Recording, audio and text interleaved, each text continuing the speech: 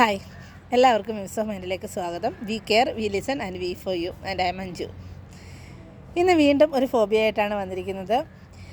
അപൂർണതയോടുള്ള പേടി, fear of imperfection. നമ്മളിൽ ചിലർക്കെങ്കിലും അങ്ങനെ കേട്ടിട്ടുണ്ടാകാം.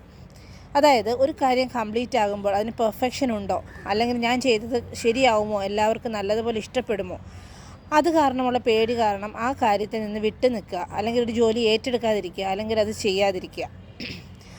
ഇതിൻ്റെ ഒരു ഭീകരമായ അവസ്ഥ, അല്ലെങ്കിൽ ആ ഒരു പേടിയെ പറയുന്ന പേരാണ് അറ്റലോഫോബിയ.